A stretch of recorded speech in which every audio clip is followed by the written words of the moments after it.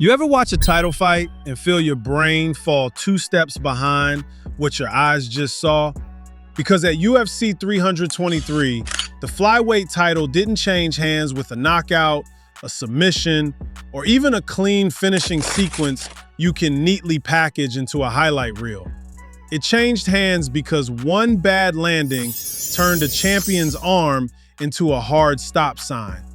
And in the space of about 26 seconds, the UFC got a new champion, while the internet got a new identity crisis. If you looked away for a sip of water at UFC 323, you missed the title reign end. Alexandre Pantoja walked in as one of the most dominant flyweight champions we've seen in recent memory. Joshua Van walked in as the young, rising problem nobody really wanted to face right now.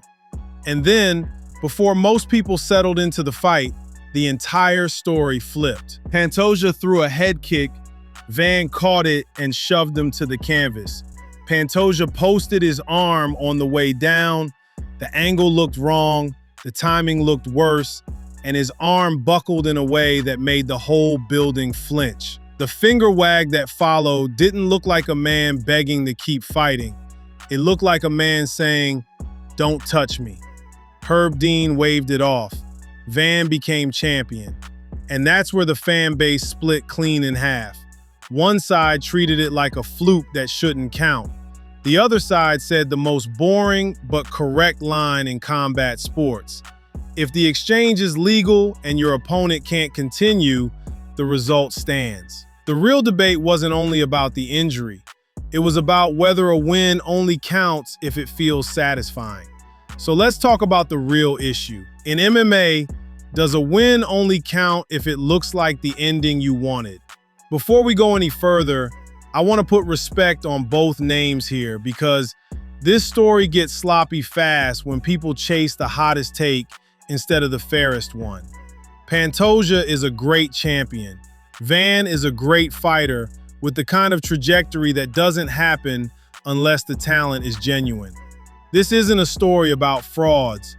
This is a story about a brutal sport handing us an ending that didn't match the script fans had already written in their heads. Now let's talk about Joshua Van, because I've seen the laziest version of this debate boil down to, he didn't do anything.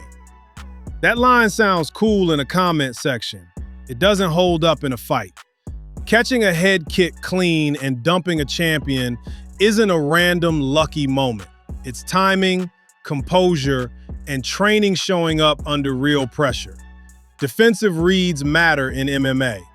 Van made the right one at the right time. Was Van trying to injure Pantoja's arm? Of course not. You don't catch a head kick thinking you're about to turn a title fight into an orthopedic case study. But did Van's legal defense create the sequence that forced Pantoja into a bad post and a catastrophic outcome? Yes. And in a sport like this, that distinction matters. This wasn't a freak accident separate from the fight. It was a freak outcome inside a real exchange. Now, the medical conversation poured gasoline on the aftermath. The early medical read on the broadcast suggested a shoulder dislocation that reset on its own. But later reporting citing Pantoja's team points to elbow damage. Either way, the truth of the moment doesn't change. His arm failed on that post, and the fight had to be stopped. That's the part that needs to stay front and center. You can debate the label, you can debate the replay, but you can't reasonably debate the reality that Pantoja couldn't continue. The finish isn't in dispute, just the exact medical framing around it. And this is where the reaction becomes more revealing than the injury. Because the loudest backlash wasn't just, "I hate this ending." It was, "How dare Van look happy?" And that reaction tells you a lot about how fans decide who deserves empathy and who gets punished for a moment they didn't ask for. Van celebrated hard. He climbed the cage. He smiled like a 24-year-old whose entire life just changed in real time. And a chunk of the fan base didn't just critique the optics. They acted like the celebration was a moral scandal. I understand the discomfort. A huge celebration after an injury finish can look weird if you isolate the moment, freeze frame it, and post it like it's evidence in a courtroom. But real life doesn't happen in freeze frames. In that moment, Van isn't thinking about social media tone policing. He isn't reading invisible rule books about the acceptable volume of joy. He's running on adrenaline, disbelief, and the emotional weight of everything that led to this shot. And that matters because this wasn't just a big win.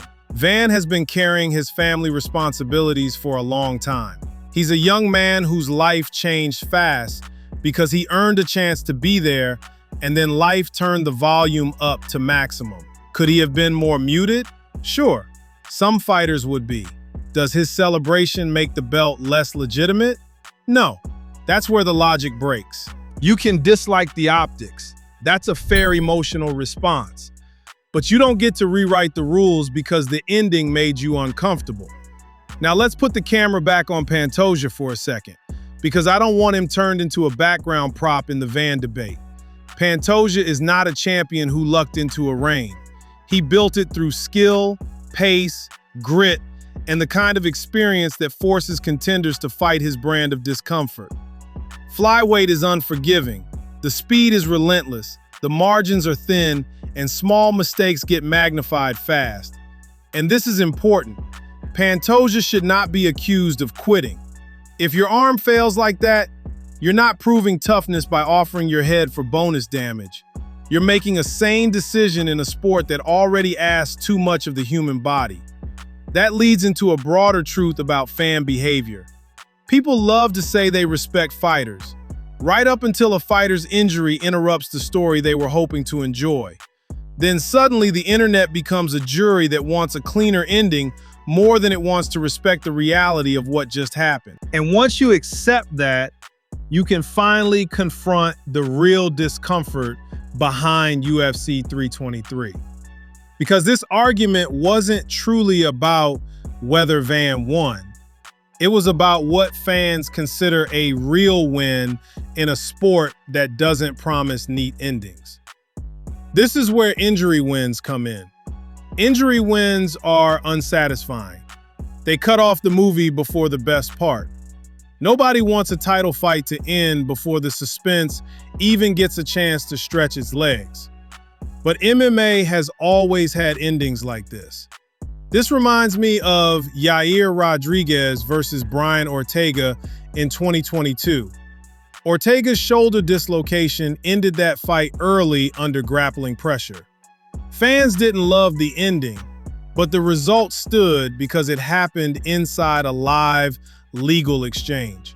Same principle here. Van didn't foul Pantoja. He didn't game the rules. He responded to a head kick the way trained fighters are supposed to respond. The injury happened inside that legal moment. So if your argument is, I hate that this is how it ended, I'm with you. But if your argument becomes, therefore it doesn't count, that isn't rules-based. That's disappointment turning into revision. And I get it. A lot of us wanted 5 rounds of answers. We wanted to see Pantoja's experience tested against Van's rise over time, not seconds. We wanted the old school resolution where the belt changes hands after a long, undeniable story. Instead, we got one of the harshest realities of MMA. Sometimes a title is decided by a blink, a fall, and one terrible angle. That doesn't make the belt fake. It makes the next chapter more important. Quick timeout. If you like breakdowns that respect the fighters and still talks honestly about the uncomfortable parts of the sport, hit the like button and subscribe.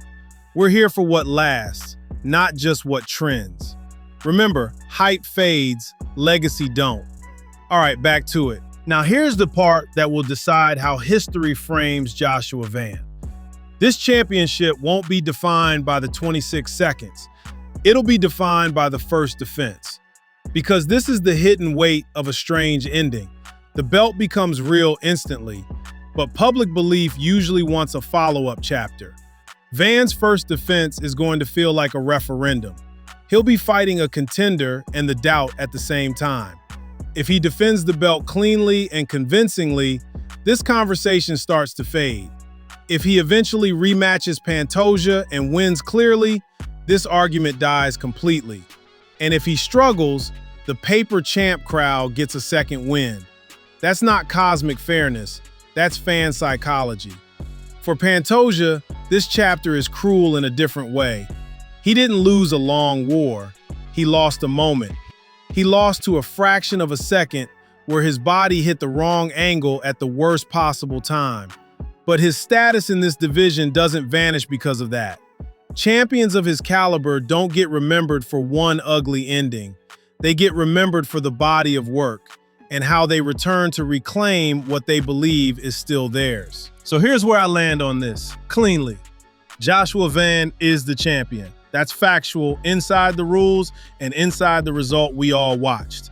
Alexandre Pantoja is still elite. That's also factual. And the most reasonable opinion that flows from those facts is this. This is a legitimate win with an unsatisfying ending. And those two truths can live in the same sentence without disrespecting either man. If you wanted a war, I get it. If you wanted 5 rounds of answers, I get it. But don't turn disappointment into disrespect. Don't reduce Pantoja to a punchline. Don't reduce Van to a thief. Because neither of those ideas is honest. MMA doesn't promise you a satisfying ending. It promises you a real one. Sometimes that reality is a clean knockout. Sometimes it's a submission that feels like a trap door. And sometimes it's a champion whose arm fails at the exact wrong second. Van didn't write this ending. He just survived the moment that gave him the crown. Now he has the hardest job in the sport, turning the most uncomfortable win of his life into a reign so undeniable that nobody can argue with it. Because if he does that, this won't be remembered as the weird title win. It'll be remembered as the night a young champion got an imperfect beginning and then built something too solid to question. I'm Reggie Cross for Behind the Lines. If you're feeling the vibe, hit that subscribe, and remember, height fades, legacy don't. Peace. 745